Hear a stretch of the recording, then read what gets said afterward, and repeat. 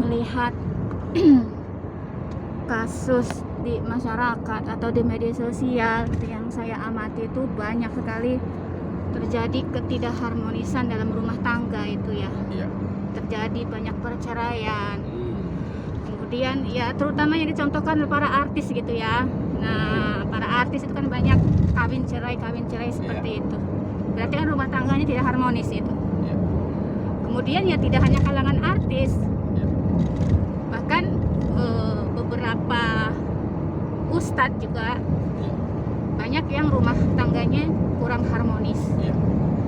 Kalangan ustadz, kalangan politisi, pebisnis juga ya banyak yang keluarganya tidak harmonis. Apalagi ditambah ujung-ujungnya melakukan syariat poligami. Nah, jadi miris kan? Miris. Sebetulnya masalahnya apa ini?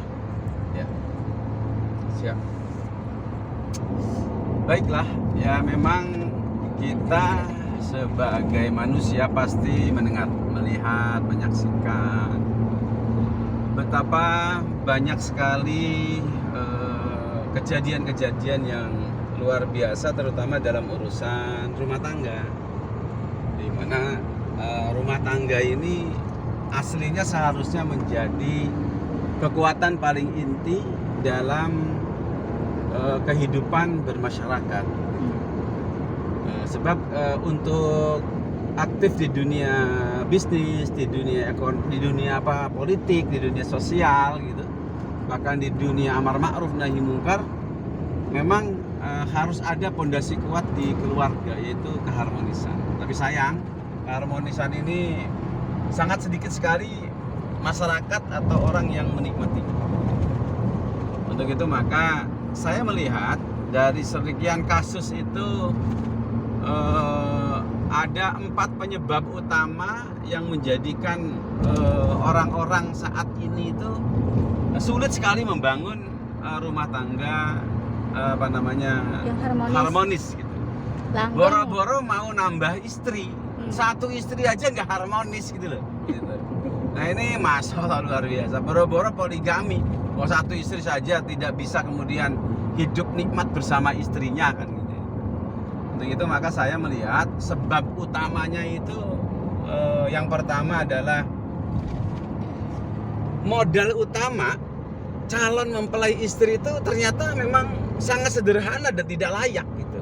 Yaitu apa? Hanya 2. Punya cinta, punya uang. Itu tok udah itu. Itu kata Ustadz Bakhtiar Nasir ngomongnya begitu. Gitu. Makanya rapuh gitu. Pondasinya rapuh. Sangat rapuh. Kalau pondasi itu hanya cinta dan uang gak akan bisa gitu. Gak akan bisa, pasti rapuh. Itu yang pertama. Karena memang yang ditanyakan juga sudah punya pekerjaan apa? Itu orang dia, tua kan makanya begitu. Jadi kerjanya di mana? Gajinya berapa? Begitu. Bukan ininya apa? Hafalannya sudah juz berapa? Atau misalnya kemudian seperti apa lagi gitu. Nah, itu yang pertama itu. Yaitu apa? Karena modal nikahnya hanya 2 saja. Yaitu apa? Punya uang dan punya cinta. Itu tok istri itu. Itu yang pertama. Yang kedua adalah rumah tangga dibangun berdasarkan SOP tok gitu, SOP saja atau hak dan kewajiban saja gitu.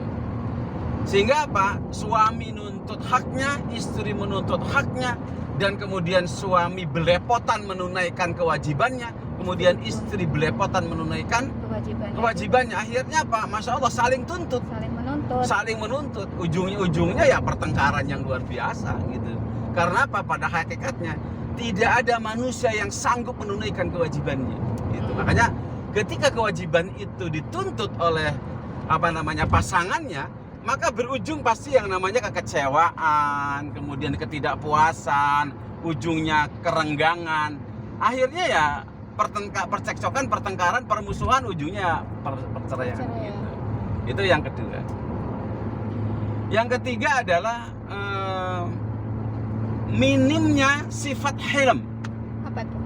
Sifat di mana dewasa. Sifat bijaksana. Sifat di mana kemudian seseorang akan melakukan aktivitas banyak memberi, bukan banyak meminta, gitu loh. Bukan banyak menuntut, tapi apa namanya? Justru kemudian yang ada adalah karena keringnya sifat hilm ini dalam diri orang-orang yang menikah itu, maka ujungnya adalah masya Allah pertengkaran yang luar biasa, menuntut dan lain sebagainya, gitu. Nah itu yang keberapa? Yang ketiga. Yang keempat, apa namanya? Yang ini juga mungkin barangkali sangat penting, gitu, sangat penting, dan menurut saya seluruh siapapun yang memberikan wasiat, yang memberikan nasihat pernikahan harus ada ini, yaitu apa? Betapa kemudian orang yang mau menikah ini sangat minim visi ukhrawi, gitu. Visi ukhrawi itu sangat apa? Sangat minim. Sehingga pas seolah-olah ada orang mengatakan bahwasanya saya menikah itu supaya saya hidupnya sejahtera, nyaman, enak. Pada kehidupan ini saya punya mobil, punya rumah dan seterusnya. Hanya itu yang dikejar. Akhirnya kemudian karena itu, dan ketika tidak tercapai maka perceraian membludak di mana-mana.